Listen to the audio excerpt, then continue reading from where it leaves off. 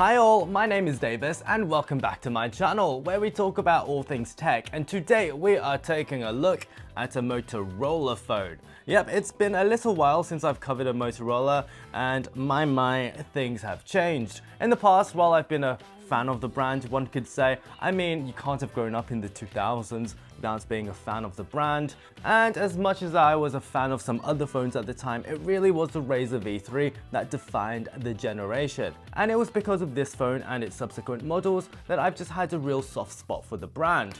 And while a lot of the models over the past 10 years have been pretty good, I love the Moto X, they could customize to oblivion, and the new Razr phones have been really impressive as well, and the Moto G have been the default affordable phones for the past decade. But the problem is that while they've been good, I could never fully recommend them over competitors because there was always some sort of a compromise, whether or not if they had last year's processors, mediocre cameras, no always-on displays, or worst of all, having only 1 or 2 years of software updates. There was always just something stopping me from recommending them. Until now, that is.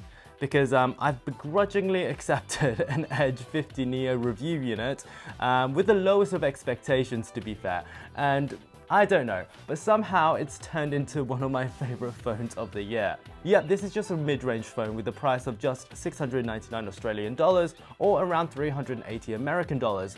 And somehow I've enjoyed using it so much. Why has this happened? Well, I will let you know in the next 10 minutes or so. And this video is brought to you by the Meta Ray-Ban glasses, a smart wearable that has completely changed my life. If you are looking for a smart piece of tech that doesn't look like a smart piece of tech, then these are perfect for you, because not only are these fantastic sunglasses, but they also have an amazing camera. It's sort of like having a GoPro with you everywhere you go, so it can capture memories like your exotic car spotting skills or your front row seats at a concert without having to take your phone out. And these are also fantastic headphones, so if you work an office job and want to listen to music or podcasts without people knowing, then these work fantastically, and that's from first-hand experience as well.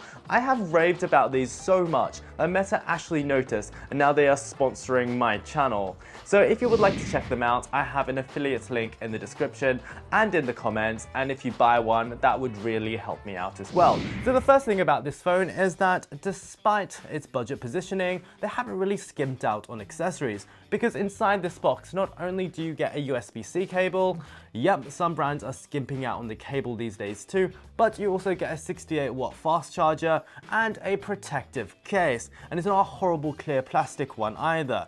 This feels like a case that quite possibly could have been 3D printed, but at least it does look pretty good. But now that we've got the box and accessories out of the way, let's talk about the design of the phone, because this is quite possibly one of my favorite things about the Edge 50 Neo.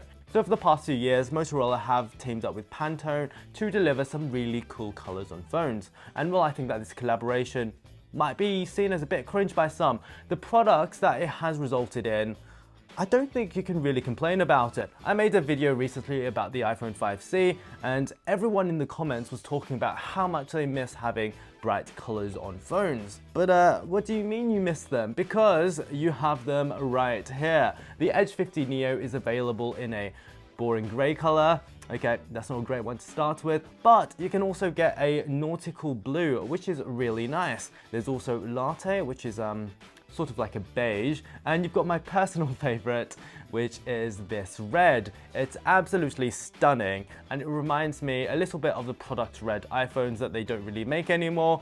I was using this at work the other day, and everyone was complimenting me on the choice of color. It really is quite stunning in real life. And the rest of the phone is pretty as well. On the front, we've got a 6.4-inch display with a hole punch cutout, and it's also it's got incredibly slim bezels that appear to be pretty symmetrical on the top and bottom, which is good for the price. The bezels are also very small indeed, and that means that it is terrifically comfortable to hold in the hand. It actually sort of feels like the perfect size. I think the perception of this being a really nice size might also be affected by the fact that I chose to get the larger iPhone this year, and it's too large to hold in one hand. That is a size comparison. The impressive ergonomics are also helped by the material choice. Okay, it's plastic, but that is no bad thing because it does feel pretty rigid. It doesn't feel like that it will snap at all. And there's no obvious creaks or flex in the chassis as well. However, because it's plastic, it's also super light at 171 grams, which is 30 grams lighter than an iPhone 16 Pro. And the back is also made of this rather lovely, beautiful, soft and supple faux leather material. It feels like sort of that rubbery material that you find on an expensive camera. It's rather nice to grip. I do love it, and I wish that more phones would use this material because not only does it feel pretty good, but it's more durable than glass that can crack, I suppose. And I've got no qualms at all about putting this on a hard surface. Okay, so I love the hardware despite it being plastic, but what else is there? Well, the screen is surprisingly stunning. It's a very high resolution at 1256 by 2760 pixels, which means that the pixels are absolutely tiny. And it's also an LTPO OLED display, which means that colors are absolutely stunning and the blacks are properly black. This screen is 10-bit as well, which means that it doesn't display a lot of banding artifacts that you can find in some other phones of this price or well beyond this price, like a Samsung S24 Ultra.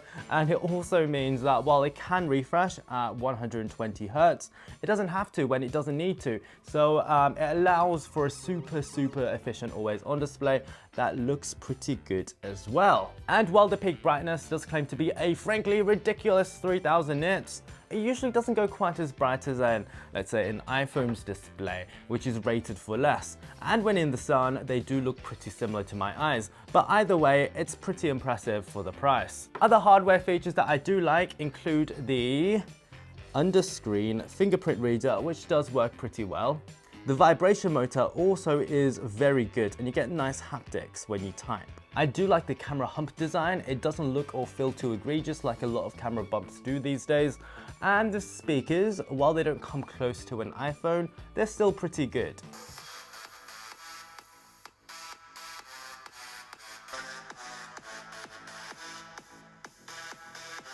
Okay, so we like the hardware, but what is inside and how does it run? Well, this is where the phone starts to show why perhaps it is so affordable. So it currently runs Android 14. We don't know when Android 15 is coming out, but it does run Android 14 with Motorola's very light and efficient skin, which to be fair is one of my favorites. And it's been one of my favorites for a long time. And that's because while it does appear to be roughly standard Android, it does get some pretty good improvements. So you get things like Motorola's lock screen, which to this day is still the best in the business. And you can see all your notifications on the bottom, and you can scroll across them like so. You also get some of their apps, including their Wallpapers app, which is free by the way, and no subscription needed here. And you also get some security apps like what you get on the Think phone, which I also think is pretty important. And best of all, you get Motorola's gestures, which I absolutely adore. So things like being able to go chop chop to turn on the torch. You can twist the phone twice to bring up the camera. You can twist it again to change it to the selfie camera. And you can also just swipe across the screen and back again to enter split screen mode. These are gestures that I use all of the time on a Motorola, but I miss whenever I use another Android phone. Outside of Motorola's additions though, it's also useful to note that unlike a Samsung or even an Oppo phone to a certain extent, you don't get two gallery apps. The Google one and also the Samsung one. You don't get two different health apps, stuff like that. So the OS is pretty good, but perhaps what is somewhat less impressive is the processor. So it's got a MediaTek Dimensity 7300 Ultra, and it's a fine chip. I mean, it's recent, it's on a 4nm process, it's pretty efficient, but what it isn't is fast.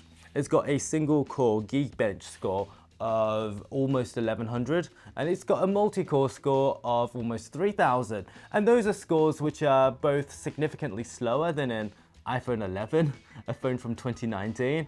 How is this chip going to perform with Android 19? I have no idea, but I imagine that it's not going to be that pretty. And that means that this chip is probably going to struggle to play the latest games. For example, we are going to play Grid Auto Sport here, and as you can see, while it does play, the graphical settings don't exactly look impressive.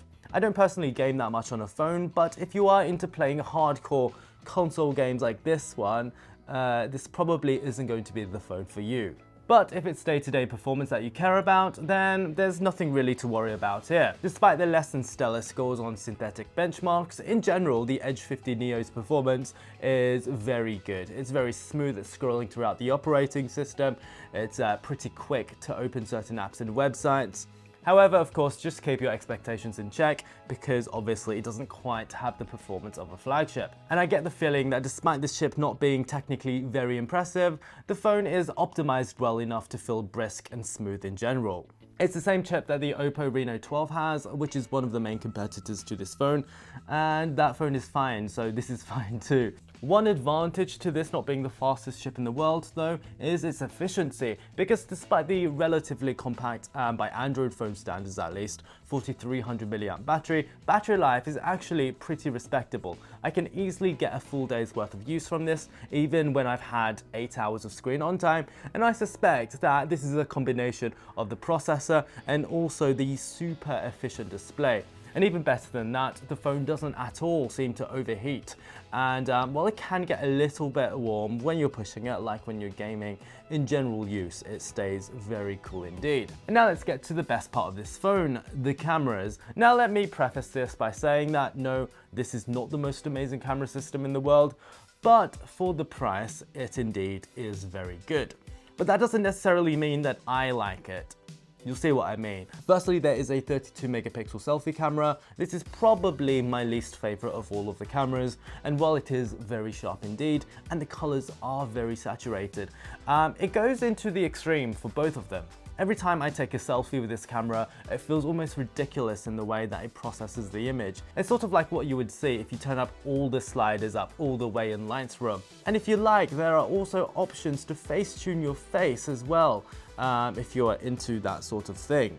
Video on the front camera though is pretty good, and I can see people using it for their social media posts, and it would be good enough. The other cameras follow a pretty similar theme, but we must note that there are indeed 3 of them, and it is very impressive to see a phone in this class with 3 cameras. The other cameras follow a similar theme of overprocessing, but I am impressed that there are indeed 3 cameras, a ultra wide, a wide, and a telephoto camera, which is definitely a rarity in this class. So the main camera is rather accomplished. It is a 50 megapixel 1.5 inch sensor with an f1.8 lens, and those specs are very good indeed. It also has OIS, and indeed the images that it produces do look pretty good. Photos are very detailed, very sharp, very colorful, but probably it's a little bit too much in all of these categories.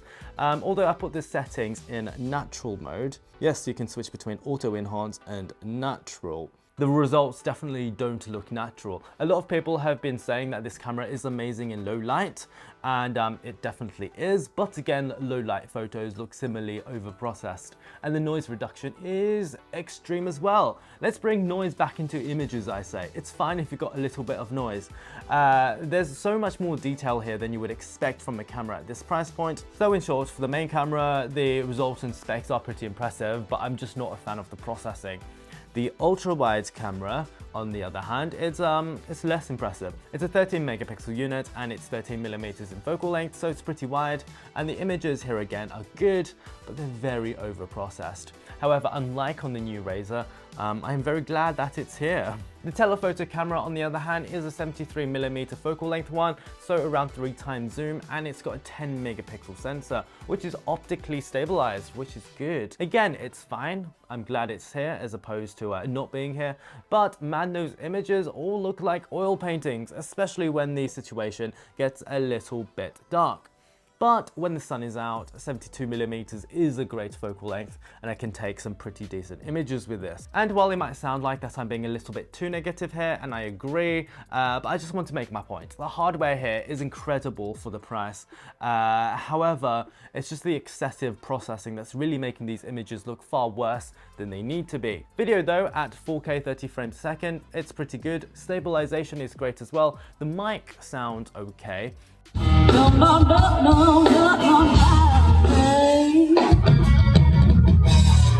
Colors do look good with less of the processing that you find in the photos.